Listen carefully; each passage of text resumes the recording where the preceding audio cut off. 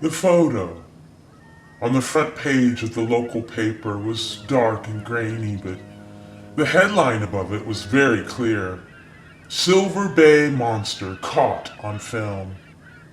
Well, that's not much of a picture, Greg said to his friends, Valerie and Andre. The monster looks more like a big old log floating on the water. Valerie shook her head. Well, that's probably what it is. But those tourists, they eat this stuff up. Yeah. Have you seen those stupid T-shirts with "I swam in Silver Bay" written on it? Andre asked. Oh, it had a really stupid drawing of a monster munching on a swimmer. Has anyone seen that? Greg replied. Yeah, I saw that. Oh, and there's books too. There's even some dumb television show about the monster of Silver Bay. Oh, this tale has been passed down for generations. It could be traced back to an old Native American legend of some beast who came to feed near the shoreline when the waters were icy cold. And Mr. Potter from the boathouse, he claimed that he actually seen it at dusk 3 winters ago.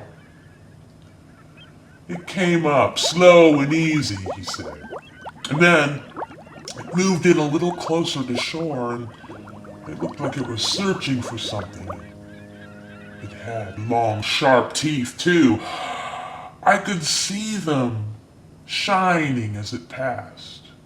I'll tell you this, Mr. Potter said. I'm glad that I was on shore instead of in that boat out there. If I was, I don't think I'd be here today. Now, Old Man Potter, he was known to tell a tall tale or two, every now and then anyway, but there were a few who were convinced that he was telling the truth.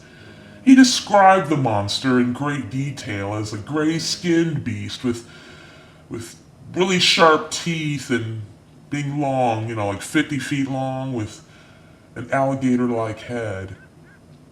His description matched those of all the other sightings, but no one seemed to be able to get a really good look at the thing. I mean, a clear photograph of the beast would prove if it really existed or not.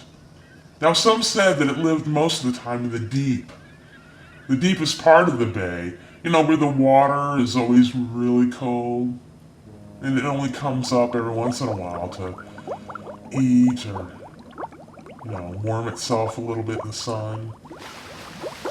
But it mostly comes to the surface in the fall or the winter months. Oh, thanks goodness it's summer! Oh man, but summer's gonna be over and all those tourists are gonna be going home. And Valerie walked away from the newsstand. And it doesn't matter. Well, not all of them are leaving, Greg answered. My cousin Mark and his folks, well, they're coming up to visit from Arizona for a couple of weeks. Well, I didn't know you had a cousin, Valerie said with interest. How old is he? Is he nice? Oh, he's mean as can be, Greg said, laughing. And he looks a lot like the Silver Bay Monster. Mark and his parents arrived just as the fall season set in. The leaves on the trees were turning brilliant shades of yellow, red, and orange, and the air was crisp and cool, and, well, it didn't take long for Greg and Mark to renew their friendship. You're so lucky to live here, said Mark, as he and Greg stood on the porch overlooking the bay. Yeah, Greg agreed. It's pretty, but it kind of gets boring sometimes, and I think it would really be cool to live in a big city like Phoenix. You got everything there. Mark laughed. We don't have any sea monsters. Well, neither do we, Greg said with a grin. Well, what do you mean? Greg questioned. I thought there was supposed to be some kind of monster there in Silver Bay. Sort of like a Loch Ness kind of thing, you know, like they have in Scotland. Greg shook his head. Oh, that's just an old story. Mark's voice took on a serious tone. But I heard that quite a few people have vanished. Out on the bay, you know. Well, that's true, but the monster thing, oh, that's just hype, Greg assured him. Fall and winter conditions on the bay can be dangerous for boaters. They really can, unless you really know how to handle it. The water is cold and deep, and if someone were to fall in and drown, well, that person's body would probably never be found, but with all the tourists gone, the bay isn't so crowded now. This is really the best time to go out and have some fun. He looked at the early afternoon sunlight shimmering on the water. Do you want to go see for yourself? My buddy Andre, he's got a boat. We could all go out for a sightseeing tour. Yeah. But wait a minute, Mark said. I thought you said it could be dangerous. Are you sure your folks aren't going to care if we do this? It isn't risky if you know what you're doing. Answer me. Are your folks going to be mad if we do this thing? Well, it's risky, but it's not that risky if you know what you're doing, and we won't tell folks. Especially my folks, Greg said with a wink. We'll just take a short trip and we'll be back before supper time. An hour later, Greg, Mark, Andre, and Valerie were cruising along in a small boat just off the shoreline. I'll take us around the point, Andre called out above the rumble of the outboard motor. He picked up speed and nosed the boat into deeper water. Soon they rounded the long, tree-covered spit of land and encountered a secluded cove and turned back towards the shoreline, which was a tangle of trees and undergrowth and grew to the very edge of the water. Andre expertly guided them around the bare little inlet and peeked just above the surface, and you had to be a good little boat runner not to run up on these kind of sandbars. Greg pointed to the low, wide hump of sand. Hey, wait, that's Goose Bank right there. At high tide, it's underwater. People who don't know, they get hung up on it sometimes.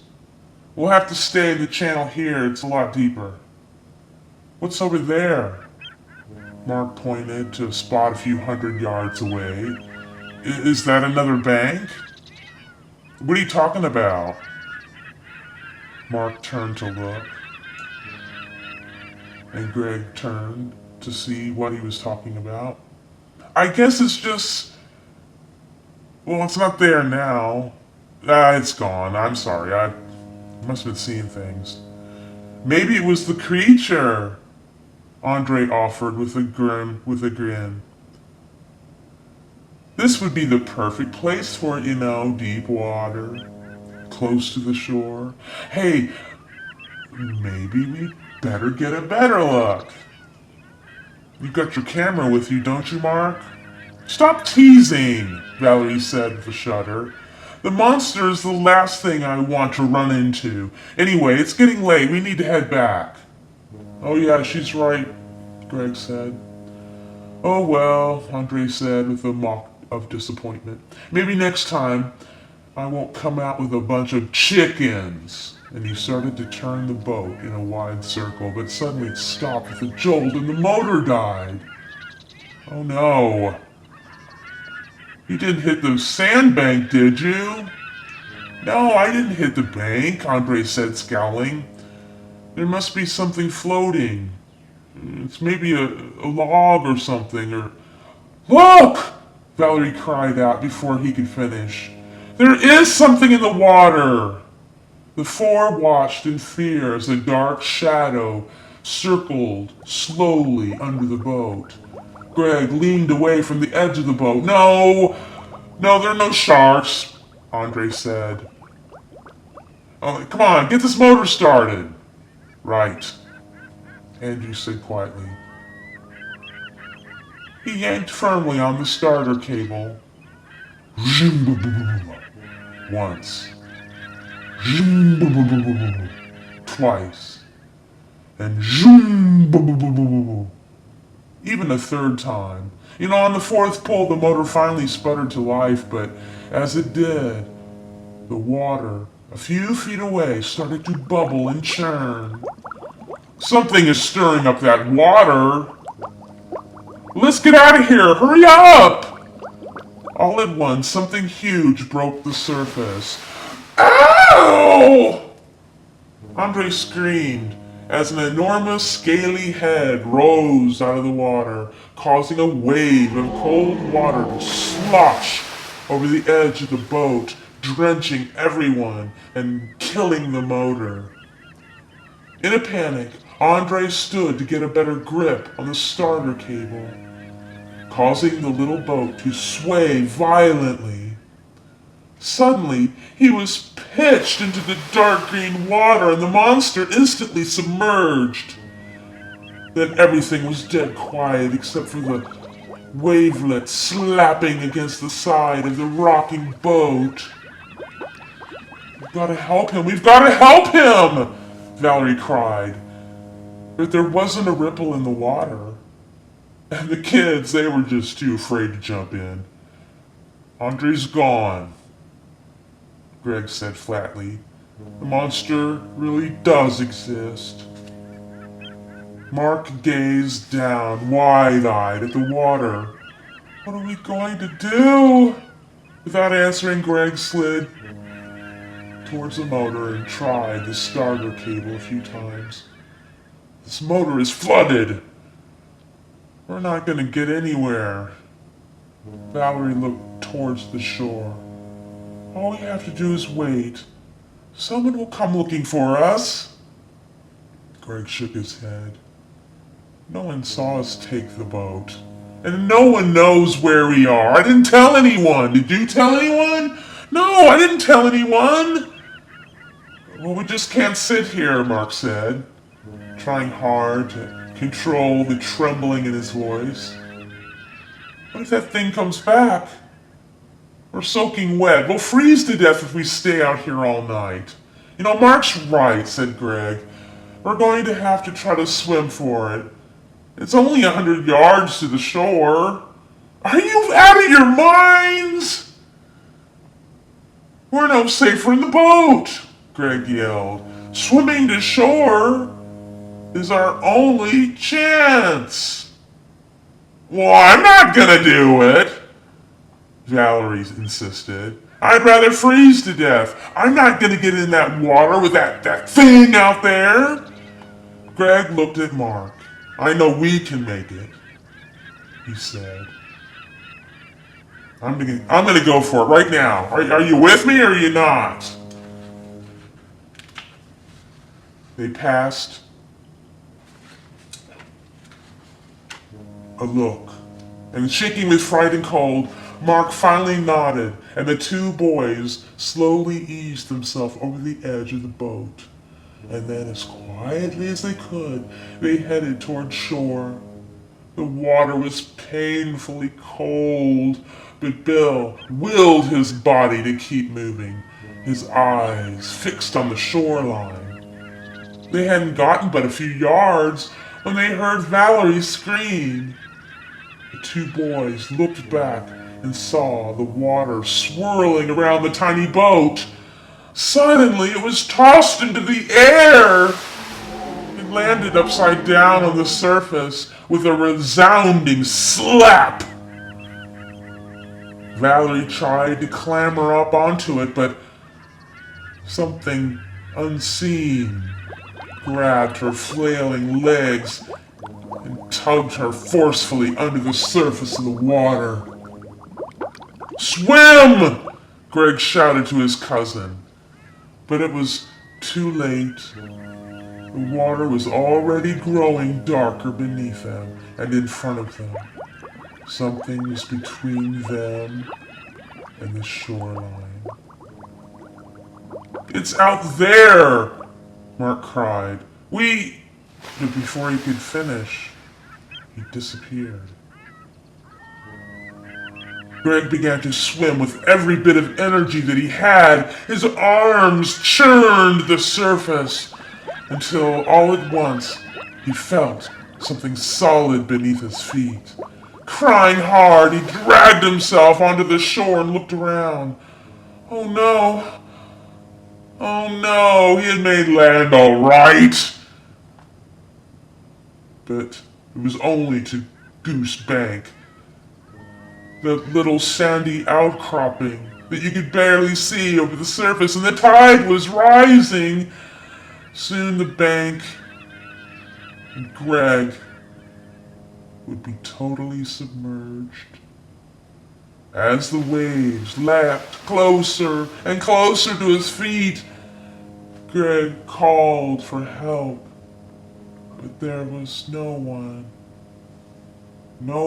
to hear him. No one but